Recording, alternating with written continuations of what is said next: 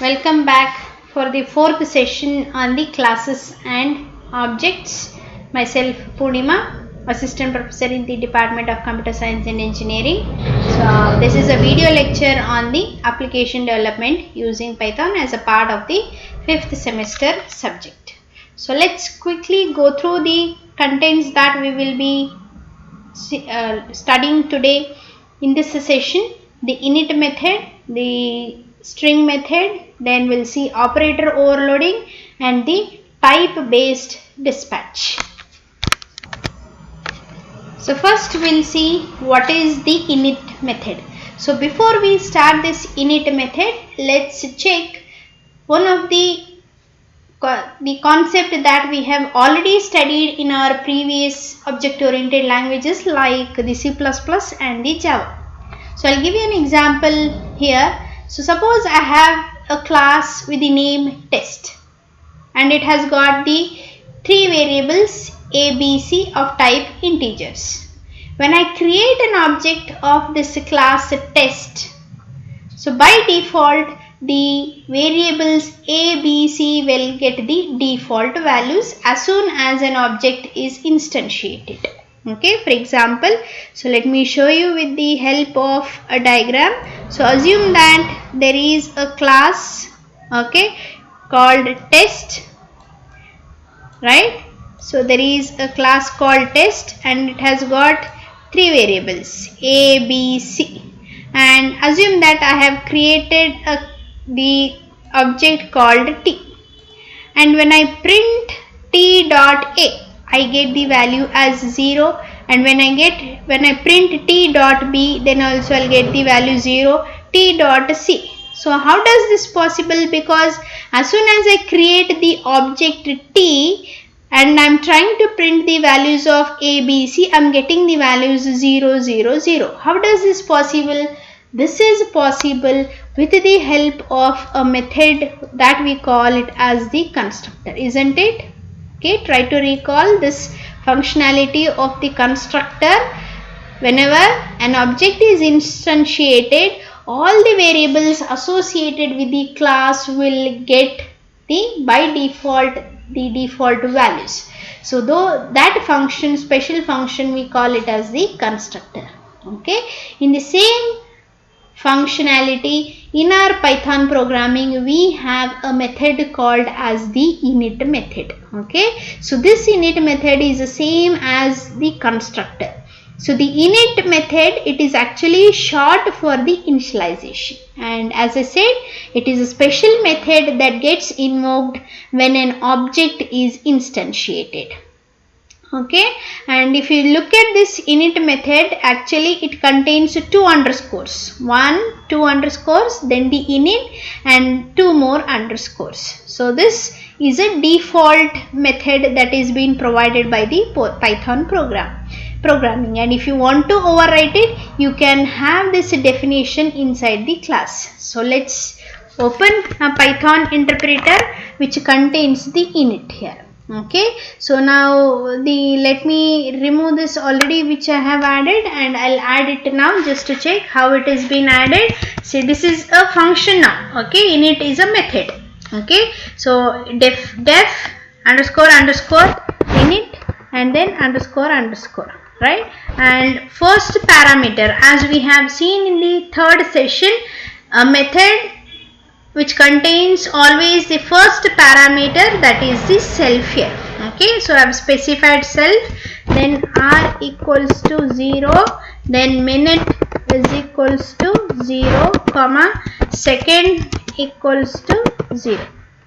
Close this, put a colon, and then now I'll add self dot r equals to r.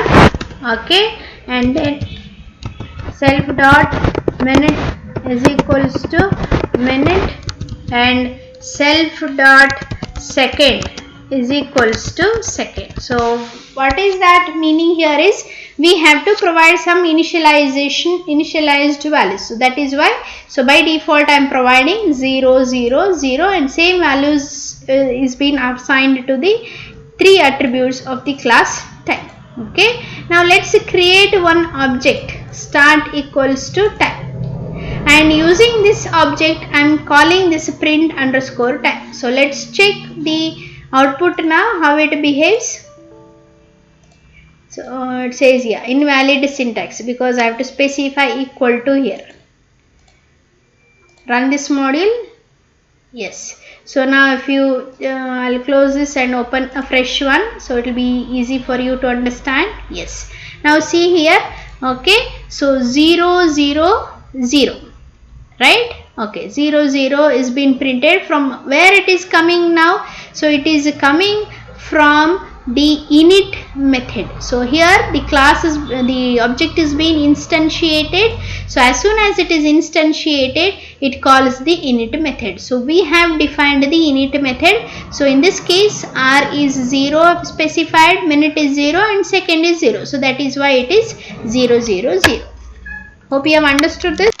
Now for example, if I don't want to provide the default values as a 0 0 0, so I can provide the values in the while defining the object itself. For example, I can specify like this 11, 20, 35, something like this. In that case, what will happen? This 11 will overwrite this R0, 20 will overwrite minute, and 35 will overwrite the second. So now when I run this particular, just check. Yes, see, instead of earlier it was 0 0, but because I did not specify any value here. Now in this case I am specifying 11, 20 and 35. Okay, so this is one way of invoking the init method.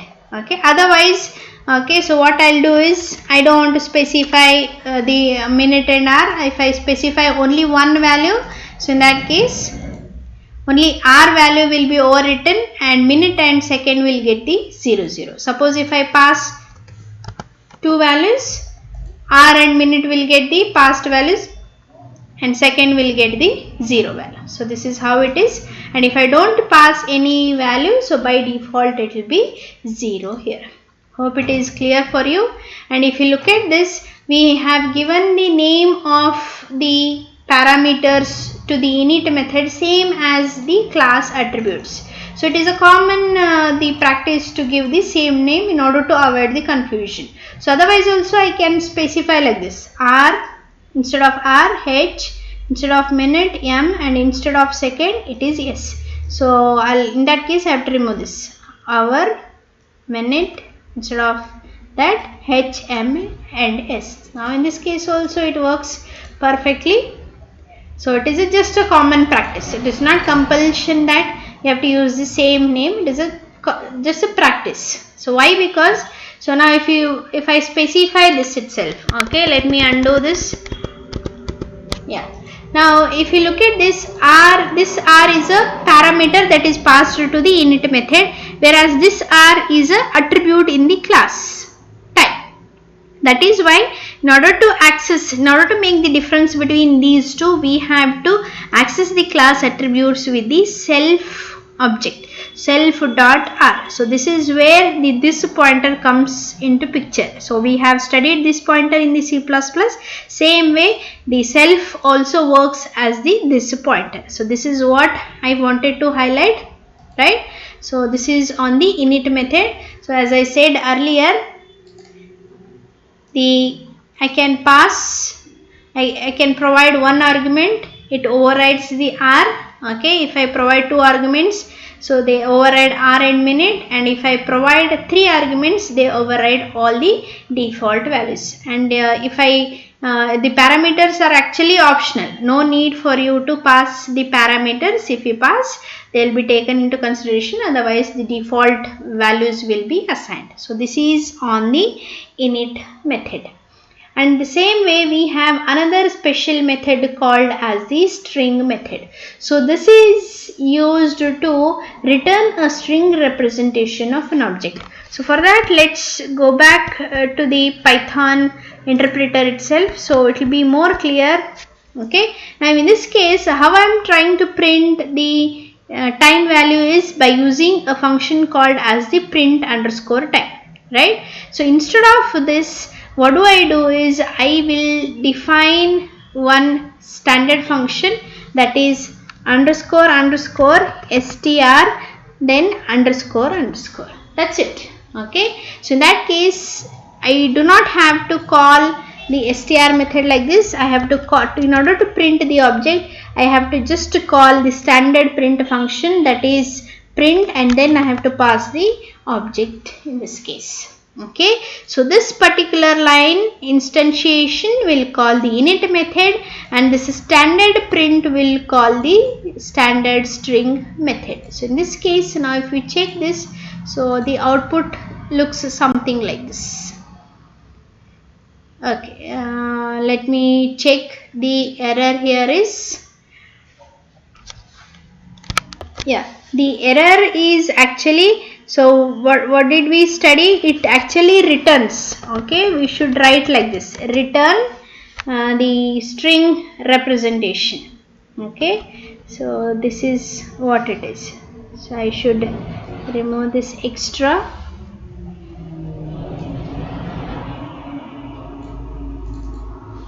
Now let me run this.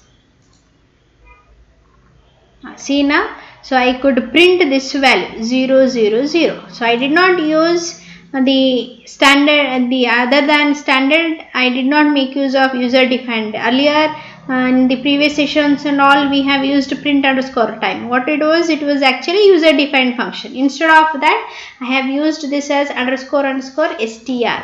Okay, so this is how it works. Now similarly, if I pass this 11 comma 20 comma 40 like this, so now if I run this, the accordingly the value gets printed.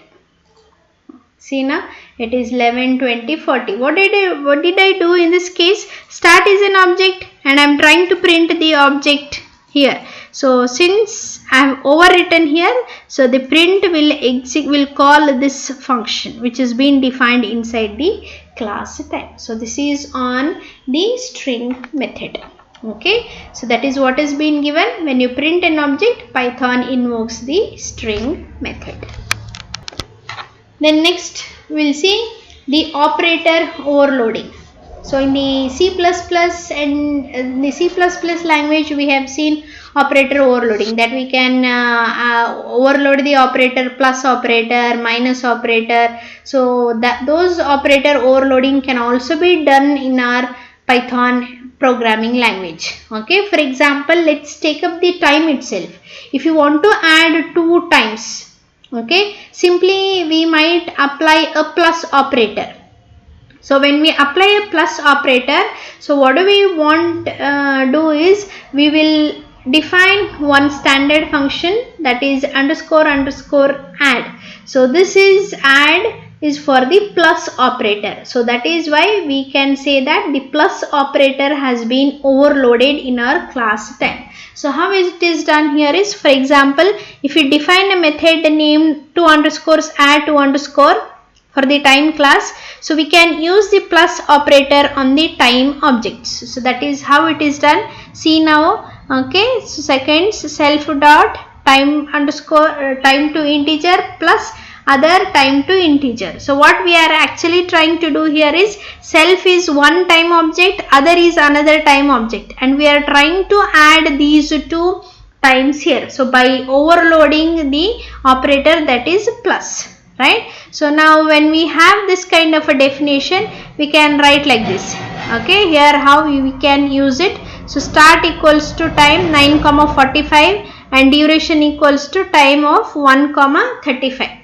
Okay, so when I add this start plus duration, that is 9R plus 1, 45 plus 35, what is the output now in this case? It is 11 and 20. And if you look at this, so plus has been used between the object, that is of time start, and this is the duration. These two are of type the time here. So plus operator, when it is applied for the object, the corresponding the operator add has been overloaded in the class time. So you will get the corresponding output as 1120. So this is how you can overload the operators. So generally we overload the add operator something like this. Hope it is clear to you.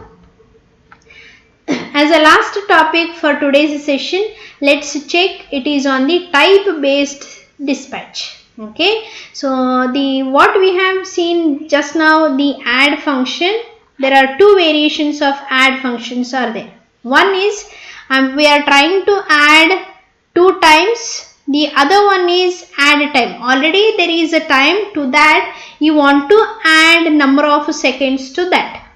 Hope it is clear to you. I'll repeat it again.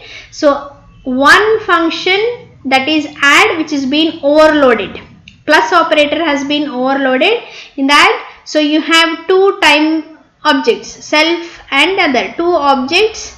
Okay, and the other one we have function called add underscore time, right? So that is called as, which takes a time object, and to that it adds the number of seconds. So when you have this, so when I call the method, okay, for example, if I pass the value like this, for example, let me show you with the example.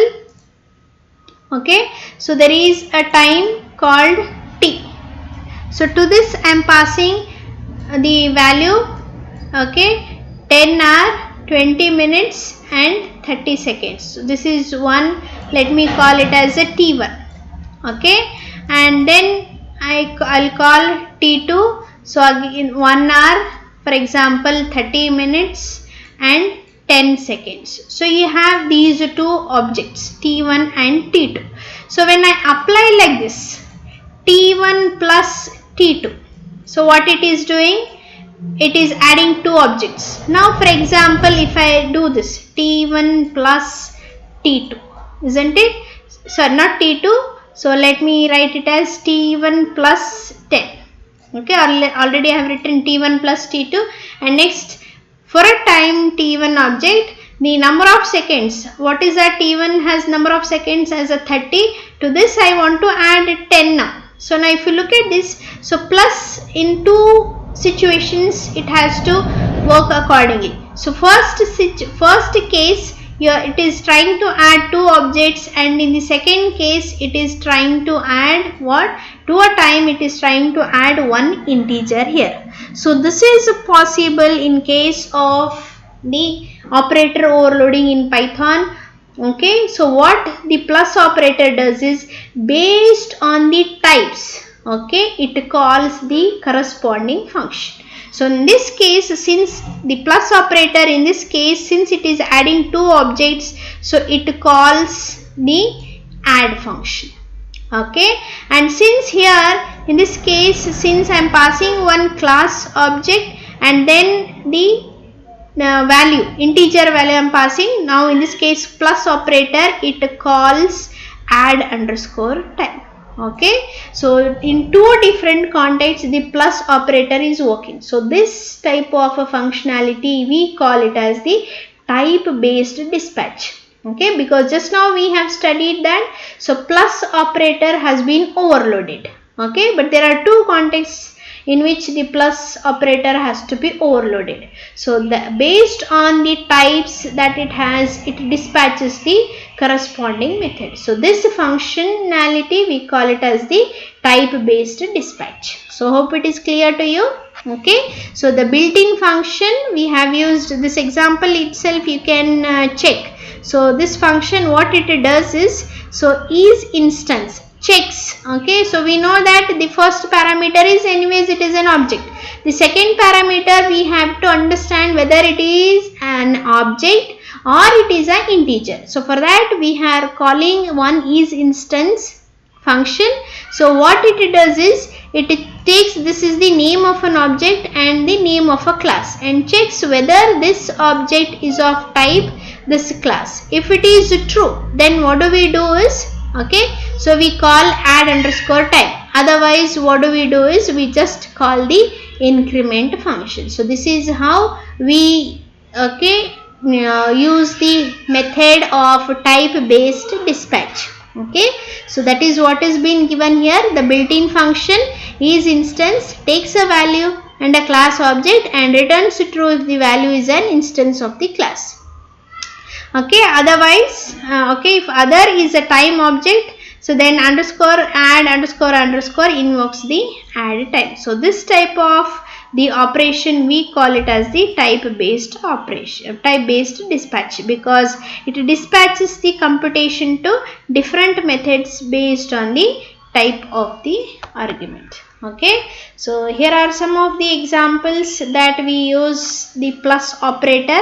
Now in this case you see we have start and duration, and plus is being called with the two time objects. Okay, and the second one is, if you see here, we have only one time object and we have specified the integer values. In that case the other method will be called. So this is how it is. Okay, and if you look at the third one, okay, if the integer is the first operand, and in that case, so what do we get is type error. So because the first operand for the plus operator has to be an object, and the second one has to be an integer, because that is how the definition of the function has been written in this case. Okay, hope all the concepts for today's are clear to you. Let's continue the remaining topics in the next session. Thank you.